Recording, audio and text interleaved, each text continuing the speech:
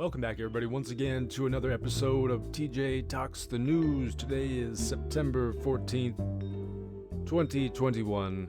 You know, one thing I didn't talk about because it happened on the weekend, and I don't record these on the weekend, is the 20th anniversary of 9/11. It was gross, wasn't it? Oh, man, I feel like I'm so just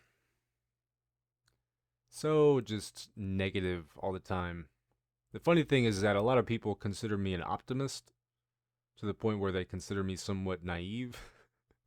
But I feel like I'm so negative all the time. And maybe I'm more negative here on the podcast than I am in my day-to-day dealings with people, because you all don't really know me in my personal life. So I feel like I can be a bit more honest, maybe. I mean, that's one of the reasons why I decided to do this, is so I could kind of vent. Because growing up, I don't know, you lose, friendships and kind of fall into a routine and stuff. And especially me, I don't know, I don't have a lot of people to talk with about these things besides like my parents. So my wife, my wife really isn't really, I think she is into it, but I think she suffers from a confidence issue. And so she's always hesitant to engage in this kind of stuff. Because, I mean, I grew up, like, we would have dinner at the dinner table, like they used to, like you would see, like on the shows, right? How the family used to eat together and stuff. No cell phones, no television on in the background. Oh my gosh. Picture of Thomas Jefferson, the slave owner, hanging above our dinner table. But and we would debate politics and talk about the Constitution, and it was, when we had friends over, they would kind of just sit there silently and awkwardly, like, what is going on? Also, when we would take like family trips, my best friend growing up, he would come with us. We were very close, and he told me at one point, he's like, it was like being friends with the Brady Bunch. I mean, we're not a big family, but he's like, going on these family trips, we would all be singing songs together and whatnot. And it makes my family sound kind of Brady Bunch-esque, but we're definitely not anything like that. But we did sing songs, and we did like to talk about things. But contrast that with my wife's family, I think, much more of a working class. Dad worked out in the oil fields kind of stuff, and did not graduate high school, and more traditional kind of outlook on life, where maybe the women in the family, and honestly, I don't even think the men I don't think really anybody in that family was really encouraged to kind of pursue intellectual stuff. Although my wife, she's always been an avid reader, and she's smarter than I am. She doesn't think she is. I don't think. Maybe she does. Maybe she does sometimes. I don't know. But, yeah. How did I get talking about this? I have no idea. Let's talk about, I'm not doing a news site specifically. Like I was saying, like I feel like I'm so negative all the time, but so I was like, let's do something where we might come across some actual positive news, or just stuff that doesn't deal with the world of American politics and just none of that stuff. All right. Although, of course, the very top post that we get on this. So this is the Reddit all page. This is like the front page of Reddit, and it's a bit of a mixed bag. We'll see. But the top is from Black People Twitter, and it says, I would pay to watch footage of someone doing their own research on vaccines. Share your screen because I am absolutely dying to know what you're looking at. And it says, this one's for you, Nicki. So this is a story about Nicki Minaj, I think is how you pronounce that. I have no idea who this person is. I am so out of touch with popular culture, particularly when it comes to music. Now, that's one thing my wife certainly knows better than anybody that I know. I've always thought she should go into like doing something with music, because she loves music. She doesn't play music, but she loves it and she knows a lot about it. Um, so, anyways, I'm sure my wife could educate me on who this Nicki Minaj person is. I know that she's a musician. And I think she's known for some of her more risque songs. Gosh, I must sound so ridiculous right now, don't I? I just feel so out of touch with things. But anyways, she I guess tweeted out something about her cousin not wanting to take the vaccine because either her cousin or her cousin's boyfriend had swollen testicles after getting the vaccine or something like that, and so they're hesitant to get it. So Nicki Minaj, yeah, that's certainly the person that you want to listen to when it comes to making medical decisions. But that's kind of the sad thing is these celebrities do have a lot of reach, particularly with younger people. Um, I don't know. I don't know how they have reach. I don't know how strong the influence is though. You know, like they may have the reach, they may be able to get their messages out there, but is Nicki Minaj going to convince anybody not to get the vaccine? Probably some, but I don't know. It's I fucking hate celebrity culture, but uh anyways, this ended up going making it all the way to Tucker Carlson's show on Fox News, I guess. And Tucker Carlson like basically gave out a shout out to Nicki Minaj for promoting vaccine hesitancy. What a weird timeline we're in, right? When Tucker Carlson and Nicki Minaj have teamed up to promote vaccine. I don't even like calling it. It's a vaccine conspiracy theories. It's vaccine terrorism. It's a bioweapon. They've turned themselves into like a bioweapon, right? Um, they're attacking the country, mainly our medical system, but they're also killing people as well, including children, through their choice not to get vaccinated. Um, so when Nicki Minaj and Tucker Carlson are engaging in bioterrorism via COVID, it's a weird timeline that we're living in. Here's a video of a delivery bike getting. I'm gonna maybe skip a lot of the visual stuff, but poor guy, he's just trapped in. He's boxed in by these cars, and he can't go anywhere. It doesn't look like he has anything to deliver though, unless I missed that part. No way, this has to be staged, right? He's now moving the car out of his way. He's lifting the car and moving it. Well, um, that's that's really fucking impressive. I kind of want to go and try that now and throw out my back. Um, I'm in the best shape that I've ever been. I think in my entire life right now, and like over the last year, I've lost about 80 pounds. Um, which is pretty extraordinary. I know a lot of people talking about being quarantined and locked up, like they gained weight, but I think it has to do well a couple of things. I've noticed that I go through these weight fluctuations with my kids. So like when my son was born, I gained a bunch of weight, and then when he turned about 5, I lost it all. Then when my daughter was born, I gained the weight back, and she turned 5, and all of a sudden I lost all the weight again. I've heard some stuff about. I haven't researched this extensively or anything like that or at all, but about there potentially being something hormonal with men that goes on, almost like a hibernation type thing. So you're like storing up energy for the kids that are coming. Again, I have no idea if there's any truth to that whatsoever. But another thing that correlated with these changes was changes in my living situation. So I went from an apartment, so this small confined space with no outside area, to a house, right? And so in both situations, living in the house may have contributed to perhaps better mental health, which then led to me having a desire to get out and do exercise and stuff. Um, but I don't know how, dude. I'm in a weird place right now. I'm just going off on all kinds of tangents. But anyway, so I just feel like, but also in this case, this last year or so, I'm just a very much a solitary kind of person. I don't like going places. I don't like being around people. Um, and so normally I'm constantly being forced to do those things that I don't like to do. But with COVID, it was like a vacation for me. It was like people saying, "Hey, go and do what you enjoy doing, which is just staying home."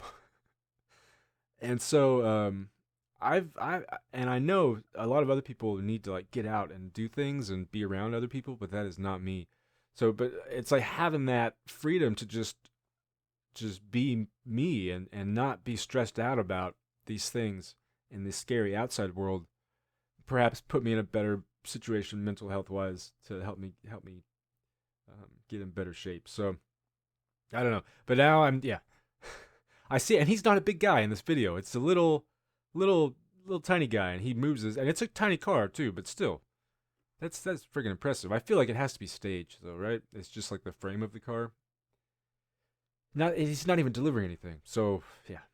Um, of course, me. I'm like, okay, we're not going to talk about news. I'm going to try to look for like uplifting stories and stuff and non politics, but I keep scrolling down to find the next news related story. Maybe because I'm so detached, so disconnected from mainstream culture that I don't know how to react to a lot of these things, and they don't really interest me. The United States will spend 3.5 trillion without batting an eye as long as it's on war. Yeah, so if you've been paying attention to the infrastructure and budget bills making their way through Congress these last what 7 months, 6 months, something like that.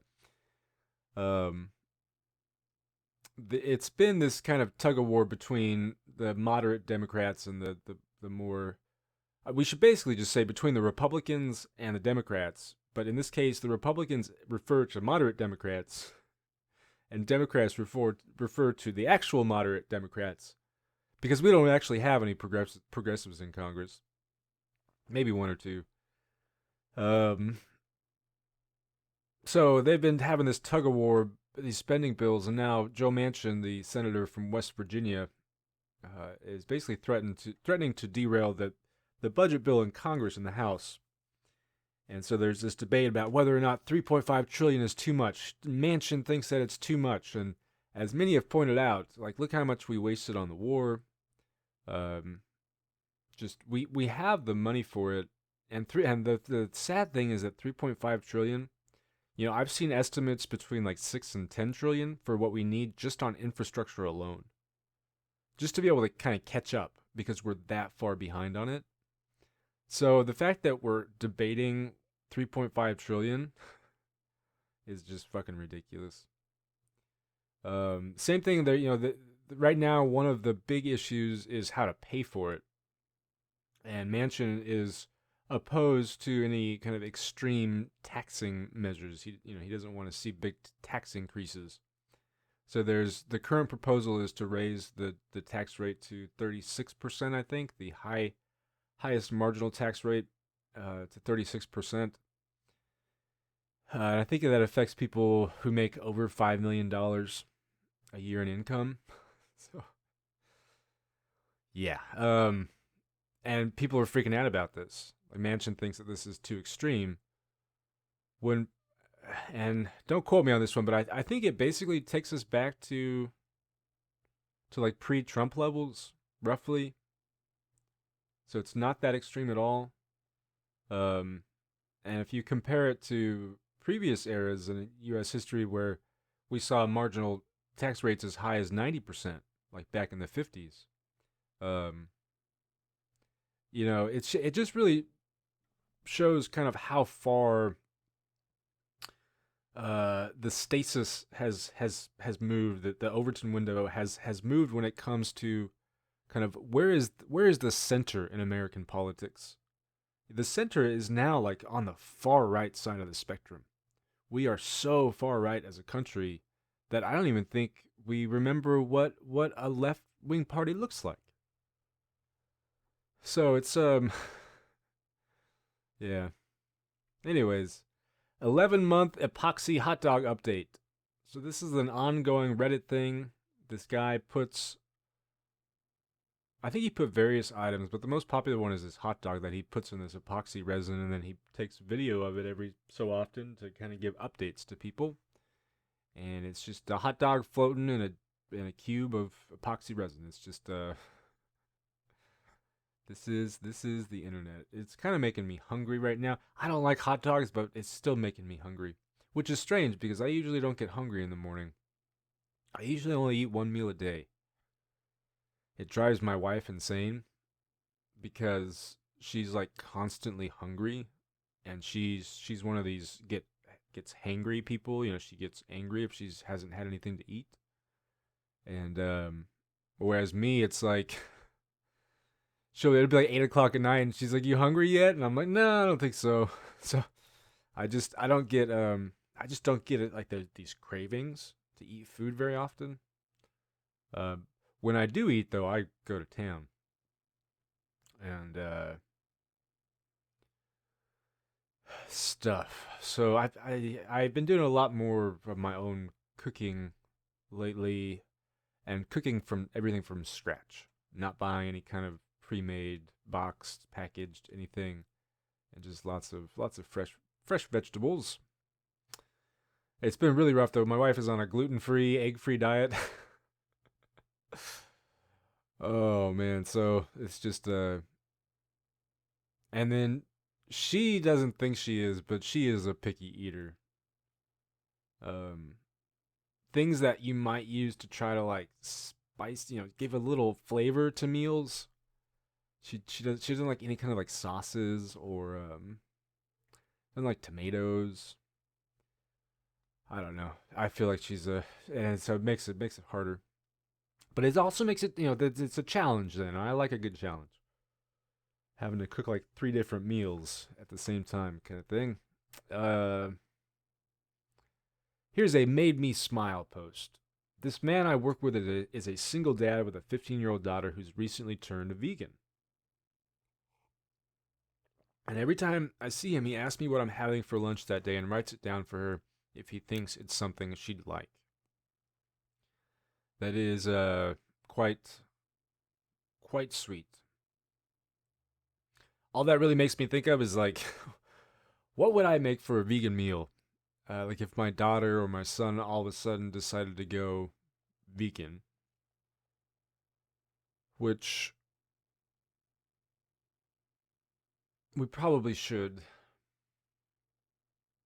It's something I've kind of struggled with. There's the moral, ethical, pragmatic argument. All of them are in favor of veganism, I think, or at least a severely restricted animal protein diet.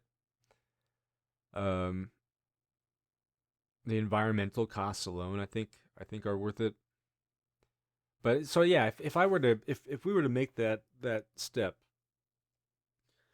which is a perfectly reasonable step to make, I think. And to some degree, we have made that step, particularly when it comes to cutting down the amount of red meat that we eat.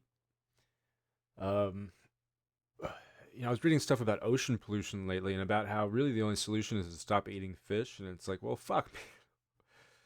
So chicken it is. Although chicken farming is also problematic. But from what I understand, it's not as problematic as cattle farming.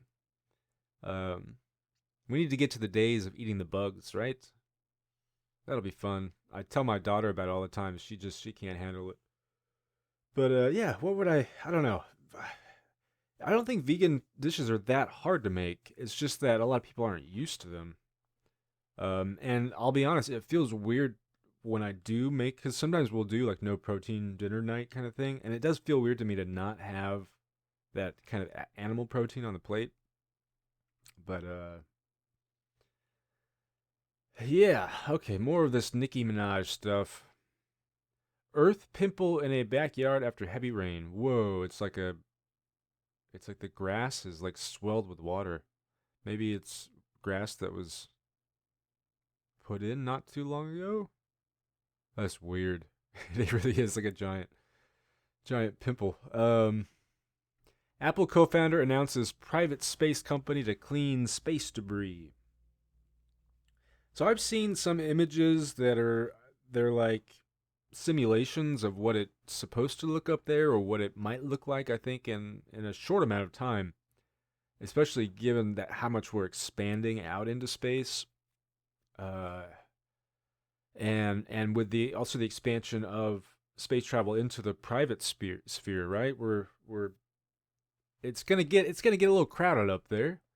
Um, so dealing with all the space debris, and they do a pretty good job of tracking all of it because what goes up must come down. At least most of the stuff that we're shooting up in outer space is not going out of the Earth's gravitational pull, right?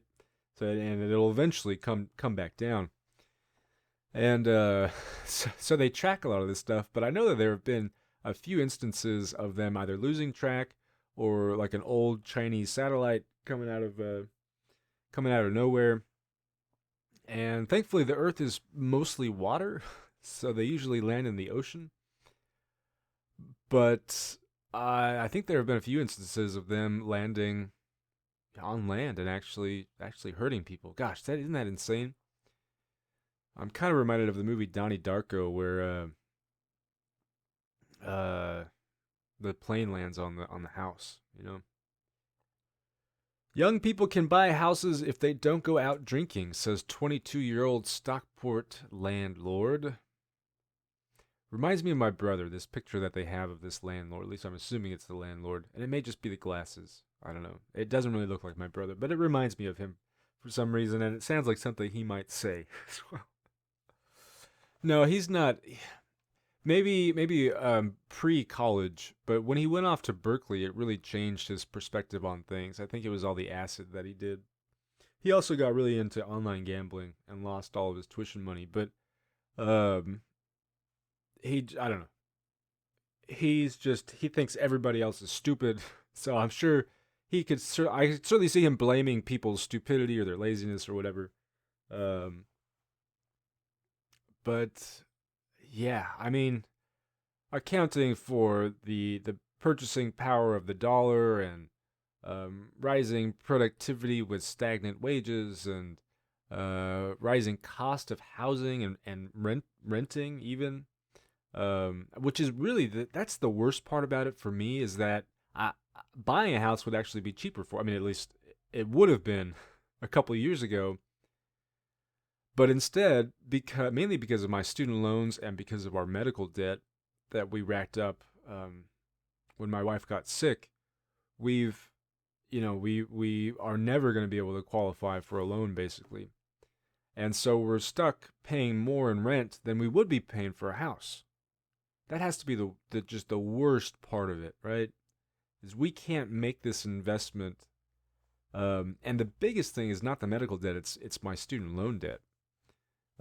Is just it's preventing us from doing that, and so it really fucking sucks. I mean, I'm happy that we're in a house now, and it's our the people that we rent from are great. We certainly have fewer responsibilities, just being renters. Um, but that idea of owning a home was kind of always part of the American dream. I think it's probably something that we do need to get away from because I don't think we it's sustainable for everybody to own, especially the sizes of some of these homes and how it's just a waste of the use of land. Um, but like the home that we're in now is not that large. I think it's a reasonable size home.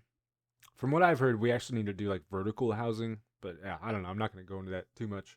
But it would still be nice to own a home, if only to save us some money, the money that we're wasting right now, to have some kind of investment for our future. But nope, not going to happen. At least not anytime soon. Enjoying a beautiful hike after finding out that there is no more stage 4 colon cancer in my body. Congratulations, guy. That is a beautiful landscape there. I wonder where he is. Looks like it could even be somewhere here, maybe. Oh gosh. Okay. Yes, we all know about Quentin Tarantino's weird foot fetish. In 1960, U.S. soldiers in Vietnam. This is on the Old School Cool subreddit. That guy has a killer mustache, man. I didn't have many family members who served in the military. The only one that I know of for sure is my grandfather, who served in Korea during the Korean War, but never saw any combat or anything. I think he was in the Navy and mostly did like mechanical work, I think. So the consumer price index has gone up 5.3% for August. We've now had multiple months of pretty significant inflation in the country, and I've heard rumors of an impending economic collapse, which, of course, I think that's just part of the cycle, right? I think they've been predicting one. There was supposed to be one in either 2020 or 2021. So, of course, we could have taken steps to mitigate that. There are many steps that we could take to mitigate that. Um, and I saw something earlier about how a lot of these policies from like the stimulus package and stuff have helped to alleviate poverty and have helped really help people and stuff like the child tax credit. And that's certainly true for my family, especially when it comes to kind of keeping us afloat once I lost my job for the first half of this year. Um, but at the same time, like the child tax credit, basically all of it has gone towards the rising cost of goods. Speaking of chicken, oh my gosh, have you guys seen how expensive chicken has gotten lately? At least around here. I think it's now like it's more expensive than even the beef. So it's like, yeah, and then also the price of gas as well has just skyrocketed. So with me, I'm now teaching my class, but I have to commute about an hour. So with the driving and the added cost of food and stuff, it's basically the extra help that we're getting is we're about breaking even now, which again, it's keeping us afloat. But certainly not making the kind of impact I think that my wife and I had hoped that it would in terms of allowing us to put away a little extra for savings or to pay down some of that debt that I was just talking about. Uh, yeah, the longest possible train travel in the world takes you from, is this Spain over here? Roughly, I think, yeah, down to like Southeast Asia, so across kind of Europe, then through up through kind of Asia, Russia, all the way down to South Asia or Southeast Asia. Interesting, and it's just a one track all the way across. That's pretty impressive, man. I mean, when our civilization or our species gets wiped out or evolves into something new, thousands, millions of years into the future, and they uncover our past, our history, it's going to be really interesting finding stuff like this, right? Assuming it survives. I imagine a lot of stuff will survive. Um, I don't know. I was talking about being negative, and there's a lot to be negative about. Uh, but there's also just so much cool shit in the world, isn't there? And just so much to be in awe of when it comes to what humanity has achieved. Um, just building a train track across, gigantic continent. That's pretty fucking amazing. Now, granted, I'm sure a lot of this was built with like slave labor. Oh man, I just can't help myself. I just can't help myself. It's just a fucked up world that we live in, man. Yay, train tracks, we can travel, and all these people had to die and suffer because of it, but yay, we can ride a train. Uh, I don't know. Still pretty cool though. Alright, I think that's gonna be it from me for today. Thanks for watching, everybody. Hope you enjoyed, and I will see you tomorrow.